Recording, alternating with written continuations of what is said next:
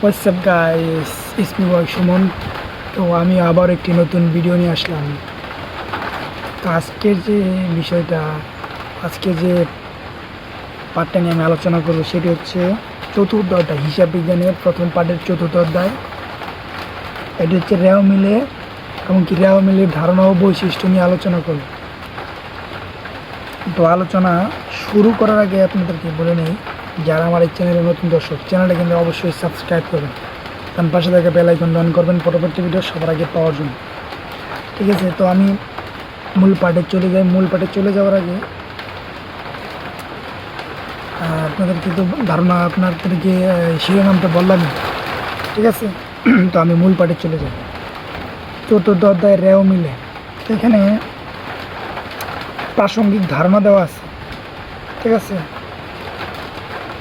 প্রাসঙ্গিক ধারণা দেওয়া আছে। জনাব আসলাম সিদ্দিক একজন হিসাব রক্ষক।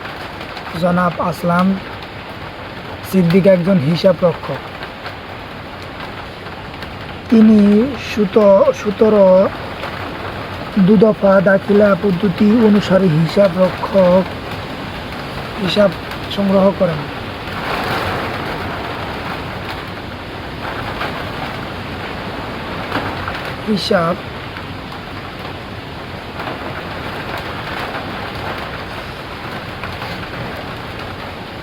হিসাব রক্ষক করেন। এই পদ্ধতি অনুসারে প্রতিটি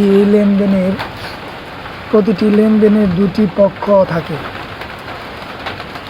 একটি পক্ষ ডেবিট এবং অপর পক্ষ হচ্ছে সম পরিমাণ ক্রেডিট। ডেবিট আর ক্রেডিট এটা সম পরিমাণে থাকে আর কি। তারপরে যদি যাই, এর ফলে খতিয়ানে ডেবিট দিকের মোট যোগফল এবং ক্রেডিট দিকের মোট যোগফলের সমান। দুটোই সমান, কিন্তু এটা হচ্ছে যোগফলের সমান। এছাড়াও তিনি একটি নির্দিষ্ট সময়ের শেষে প্রতিষ্ঠানের আর্থিক অবস্থা জানার জন্য চূড়ান্ত হিসাব প্রণয়নের পূর্বে খতিয়ান হিসাব সমূহের গাণিতিক শুদ্ধতা যাচাইয়ের জন্য রেও মিলে তৈরি করে থাকেন। এটা ডেবিট ক্রেডিট তো যোগফল সমান তো হবেই, তারপরে উনি রেও মিলে তৈরি করে রাখেন, কারণ হচ্ছে এটার সেফটির জন্য অনেকটাই গুরুত্বপূর্ণ। তো এই রেও মিলের গুরুত্বপূর্ণ শব্দসমূহ, কি ওয়ার্ড, এইগুলো আপনাদেরকে বলতেছি। রেও মিলে সমন্বিত ক্রয়, ডেবিট জের, ক্রেডিট জের, ভুল, অশুদ্ধিত, সংশোধিত দাখিলাম, অনিশ্চিত হিসাব, একতরফা ভুল, দুতরফা ভুল, বাদ পড়ার ভুল, করণীয় ভুল,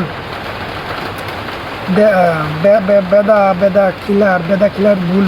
তো আরও এখানে অনেকটি আছে। তো টোটালে একটি দিকে 3টি 4টি 5টি 6টি পাঠ পরিকল্পনা। তো যাই হোক, এগুলো না পড়লেও চলবে।